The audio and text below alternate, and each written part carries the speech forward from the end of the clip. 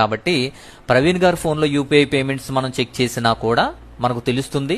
లేదా ఆ షాప్ వాడికి యూపీఐ పేమెంట్ ఆ టైంలో ఎవరి నుంచి వచ్చింది, ఆ ఐడి ఏంటి, ఏ నెంబర్ నుంచి వచ్చిందో కూడా ఈజీగా కనిపెట్టేయచ్చు. కాబట్టి అందులో కూడా సందేహం లేదు, అది కూడా వస్తుంది, కంగారు పడొద్దు. ముఖ్యంగా మరొక విషయం, 9:30కి ఫోన్ స్విచ్ ఆఫ్ అయింది అని పోలీసు వారు తెలియజేస్తున్నారు. ఫోన్ స్విచ్ ఆఫ్ అయిపోతే ఈ 10:10కి ఫోన్ తీసి ఇక్కడ ట్రాన్సాక్షన్ చేసింది ఎవరు, ఇక్కడ ఆన్లైన్ యూపీఐ పేమెంట్ చేసింది ఎవరు? ఇక పగలు తీసినటువంటి ఆ బండి ఫోటో కూడా చాలా తేడాగా ఉంది. ఎందుకంటే ఆ బండికి ఈ ఫోన్ పెట్టుకునేటువంటి స్టాండ్ ఉంది, బట్ యాక్సిడెంట్ అయినటువంటి ఈ స్పాట్ లో దొరికిన బండిలో అలాంటిది ఏమీ లేదు. సో బండి కూడా చాలా డిఫరెంట్గా ఉంది. ఇక్కడ ధూమ్ అనేది చెడిపోయిన విధానం, అక్కడ ధూమ్ అనేది చెడిపోయిన విధానం కూడా చాలా వ్యత్యాసం ఉంది. సో ఇట్లా చెప్పుకుంటూ పోతే కొన్ని కన్ఫ్యూజన్స్ అనేవి ఇంకా క్రియేట్ అయ్యాయి.